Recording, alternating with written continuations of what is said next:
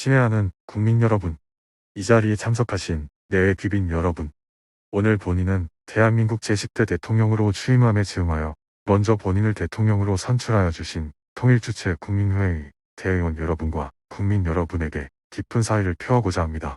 방금 본인은 헌법이 규정한 바에 따라 선서를 하면서 숙연한 마음으로 대통령으로서의 막중한 책임을 다시 한번 통감하였습니다.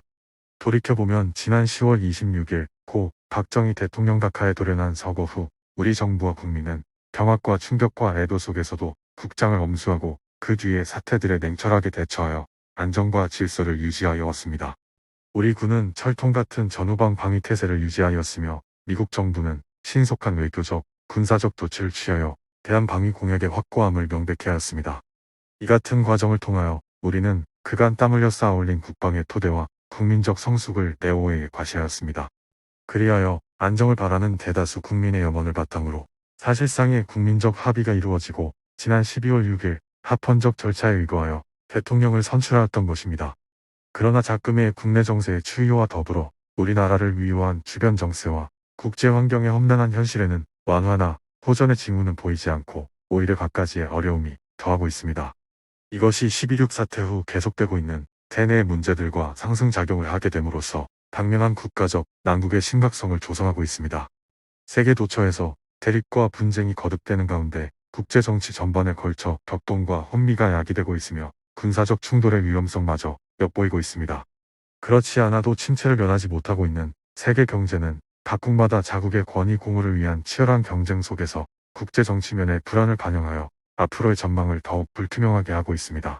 근자의 중동 사태에 연유한 석유 파동은 이딴 원유 가격의 앙등뿐만 아니라 공급 사정의 악화를 수반함으로써 세계 경제 전반에 중대한 영향을 끼치는 가운데 특히 한국과 같은 비산유 개발도상국들에게 극심한 타격을 가하고 있습니다. 한반도의 주변 정세도 여전히 복잡하고 유동적인 양상을 보이고 있으며 이에 편승하여 군사력 증강을 계속해온 북한 공산 집단은 특히 12.6 사태 후 우리의 국론을 분열시키고 사회 혼란을 야기하고자 모략과 선동을 격화하고 있으며 경우에 따라서는 무모한 군사적 모험마저 저지를 가능성도 배제할 수 없습니다.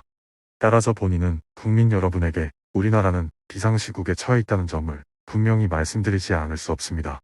이 같은 우리의 내외 현실을 직시할 때 국기를 튼튼히 다지면서 국가의 안전과 국민의 생존권을 수호해야 할 현 정부의 소임은 과거 어느 때보다도 막중하다 하겠습니다. 그러므로 본인이 이끄는 현 정부는 국난 타개를 위한 위기관리 정부라 하지 않을 수 없습니다. 이 같은 배경과 인식에 입각하여 본인은 앞으로 국정의 기본 목표를 국가 안전 보장을 공고히 하고 사회 안정과 공공의 안녕 질서를 유지하며 국민 생활의 안정과 경제의 안정적 성장을 도모하는 동시에 착실한 정치적 발전을 추진하여 지속적인 국가 발전을 이룩해 나가는 데 두고자 합니다. 먼저 국가의 안정 보장을 더욱 굳건히 하기 위하여 국군 전력 증강 계획을 계속 추진하면서 전 국군 장병의 사기를 진작하여 자주 국방 태세를 더욱 강화하는 데 주력하겠습니다. 우리 국군은 그 본연의 자세를 견지하고 정연한 통수 지휘 체계하에서 국토방위의 초석이 될 결의를 다짐하고 있습니다.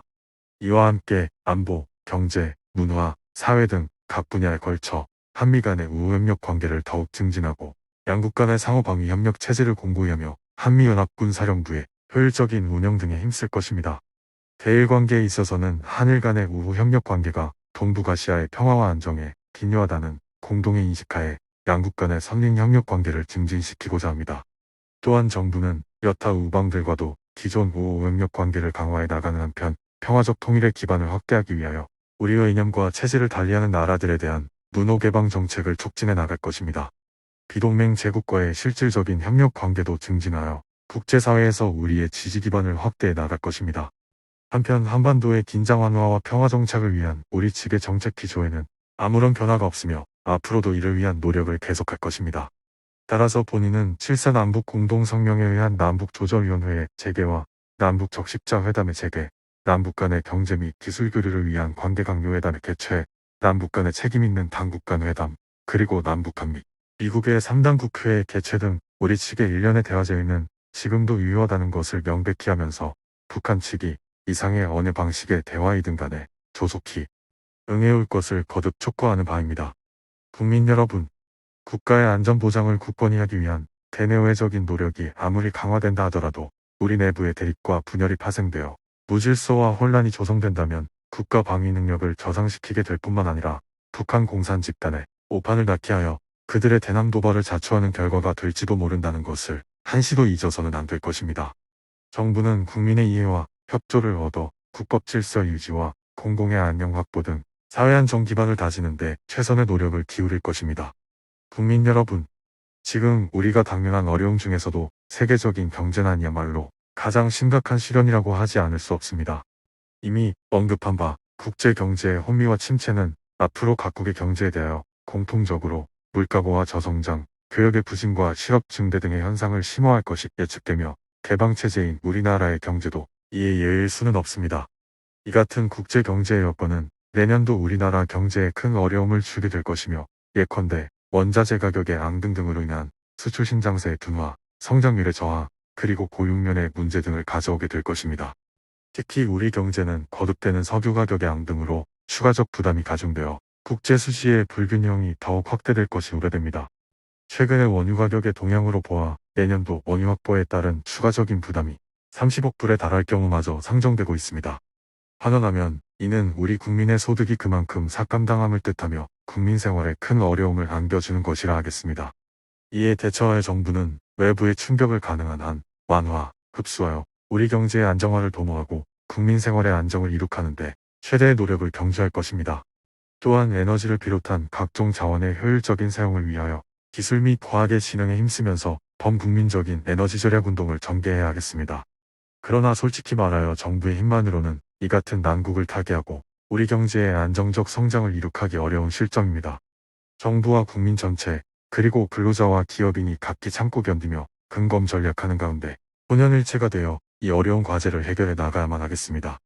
친애하는 국민 여러분, 우리는 이처럼 우리나라의 안정과 국민의 생존권에 대한 위협을 방지하는 한편 시대적 변천에 대응하여 점진적인 변화와 향상을 추구해 나가야 할 정치적 발전의 과제도 안고 있습니다. 본인은 지난 11월 10일 시국에 관한 특별담화에서 헌법 개정을 포함한 정치적 발전 문제에 관하여 새로 선출되는 대통령은 현행 헌법에 규정된 잔여 임기를 채우지 않고 현실적으로 가능한 빠른 기간 내에 각계각층의 의견을 광범하게 들어서 헌법을 개정하고 그 헌법에 따라 선거를 실시해야 한다는 의견을 표명한 바 있습니다. 또한 본인은 이 문제가 신중하고도 진지한 연구와 검토를 거쳐 순시라도 헌정이 중단됨이 없이 합헌적 절차에 따라 질서정연하게 다루어져야 한다고 강조한 바 있습니다.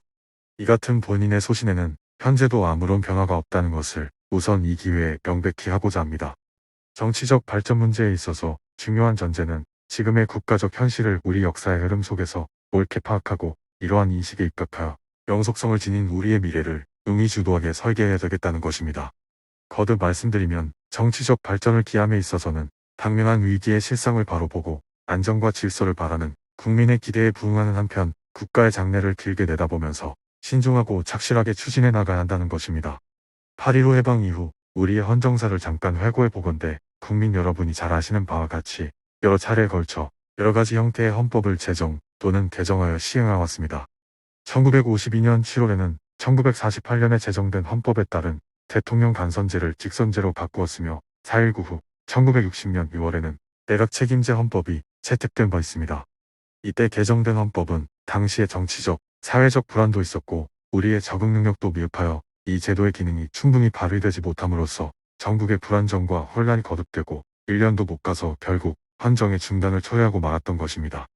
5.16 군사혁명 후 1962년 12월에는 민정이양을 위한 헌법 개정이 있었고 1972년 12월에 현행 헌법이 채택되었습니다. 이 일련의 개헌을 거치는 동안 우리는 한 번도 정부의 평화적인 이양을 실행하지 못하였으며 또 경제적 사회적 성장과 정치적 성장 간에는 균형을 이루지 못하여 양자 간에 항상 괴리가 있었던 것입니다. 따라서 금후의 헌법 개정에 있어서는 이 같은 우리 헌정사의 과오를 깊이 자성하고 값비싼 대가를 치른 경험을 교훈으로 삼아 국가적인 견지에서 장래의 후회를 남기지 않을 또 지속성 있는 민주발전의 기틀이 되는 그러한 내용이 되어야 할 것입니다. 이 같은 전제에서 헌법 개정 문제에 대한 본인의 소견을 피력하고자 합니다. 첫째는 조국의 분단으로 말미암은 남북한의 대치라는 냉엄한 상황 하에서 국가의 계속성을 수호하고 국가 보위를 확고히 할 수 있는 헌법이라 하겠다는 것입니다. 둘째로는 정치 권력의 남용과 부패 발생을 사전에 방지할 수 있는 장치를 마련해야 되겠다는 것입니다. 셋째는 극단적인 국론의 분열과 사회 혼란을 초래할 소지가 있는 헌법이어서는 안 되겠다는 것입니다. 넷째는 사회정의와 형평의 구현은 우리 모두가 추구해야 할 가치라 하겠으나 이것이 우리의 자유경제체제 자체에 도전하는 결과를 빚어서는 안 되겠다는 것입니다.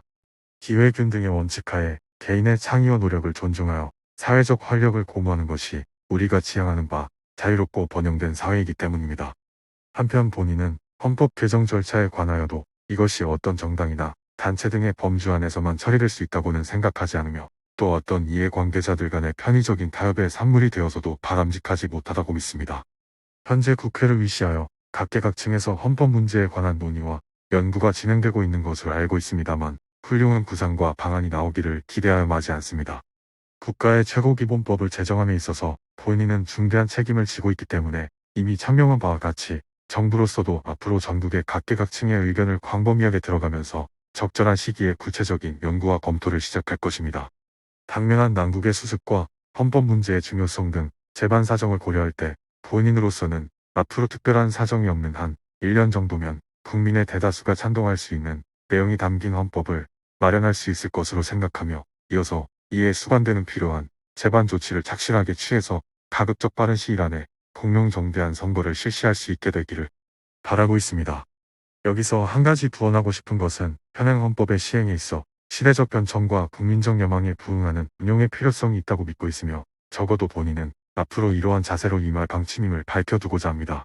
여하간 헌법 논의에 있어서는 국가적 차원에서 여론의 최대 공약수를 귀납하는 데 상호협력해야 할 것이며 국민 모두가 국법 질서를 확립하여 사회 안정을 이룩하는 가운데 시국난과 정치적 입장에 관한 소위에 집착하지 말고 자제와 호양과 신뢰로 화합함으로써 국민적 합의 기반을 형성해 나가야 할 것입니다. 국민 여러분께서는 우리 사회의 튼튼한 안정 기반이 곧 앞으로 닥쳐올 경제 난국을 타개하면서 정치적 발전을 추진하는 데 필수적인 조건이 된다는 점을 명심하고 이해와 인내와 협조로 정부와 국민이 다같이 최선을 다해야 하겠습니다. 또한 이런 때일수록 사회 각 분야에서 국민 각자가 자기 직분에 최선을 다하는 것이 안정과 발전의 유치임을 잊지 말아야 할 것입니다. 국민 여러분, 지금 우리는 1970년대를 마무리하고 1980년대를 맞이하는 역사의 큰 전환기에 있습니다. 우리는 지난날 3차에 걸친 경제개발 5주년 계획의 성공적인 추진으로 이미 산업화의 기반을 마련하고 신생공업국가로 국제무대에 등장하였습니다. 그러나 급속한 산업화와 진전에 따라 경제적, 사회적 변동이 일어나고 이로 인하여 가치체계의 불안정이 초래됨으로써 부분적으로 마찰과 갈등, 그리고 새로운 문제가 파생되기도 하였습니다. 이러한 문제들과 우리가 희구하는 자유민주주의 원칙하에 발전 과제와는 서로 연관성이 있다고 생각합니다. 그것은 민주주의란 단순히 외형적인 제도의 모방만으로는 정착되기 어렵고 먼저 국가적인 현실에 입각하여 우리의 사고와 행동 양식을 합리화함으로써 구현될 수 있기 때문입니다. 다시 말하면 자유에 대한 책임, 권리에 대한 의무 등이 서로 균형을 이루도록 국민 모두가 노력해야 한다는 것입니다. 또한 우리는 문명국가의 불가결의 요건인 법치국가의 국민이라는 자각과 긍지를 지녀야 할 것입니다. 이렇게 함으로써 우리는 경제적 사회적 변화에 대응하는 적응 능력을 기르면서 재반 문제들을 슬기롭게 해결해 나가고 또 우리 기약하는 바 국가 발전을 순조롭게 추진해 나갈 수 있을 것입니다. 이를 위하여 본인은 평화와 안정과 발전을 위한 국민적인 참여의 영역을 확대하고 우리가 가진 모든 지혜와 경험을 시국타개와 국정 운영에 도움하도록 노력할 생각입니다. 또한 본인이 거듭 말한 대로 국민 각계각층의 광범위한 의견을 듣기 위하여 그들과의 대화를 폭넓게 갖고자 하며 또 국정의 기본에 관한 자문을 받기 위하여 정계원로, 중진, 그리고 인격과 덕망이 겸비된 분들로 구성되는 기구를 만들 용의가 있습니다. 국민 여러분, 우리 민족은 장구한 역사를 통하여 무수한 국난과 역경을 겪어왔으나 그때마다 이를 슬기롭게 극복하고 스스로의 생존과 문화 전통을 수호하여 왔습니다. 이제 우리는 또 한 번의 국가적 실현기에 직면하고 있습니다. 지금이야말로 우리 국민 모두에게 애국심과 단합이 절실히 요구되는 때입니다. 또한 지금이야말로 우리 모두 인내와 자제로 대동단결하여 보다 차원 높은 국가 건설에 의의 준비를 갖추어 나가야 할 시기입니다. 한 방울의 물이 모여 도도한 대화를 형성하듯 우리 국민 모두가 영광된 조국의 새 역사를 창조하기 위하여 다같이 전진해 나갑시다. 감사합니다. 1979년 12월 21일 제 10대 대통령 최규하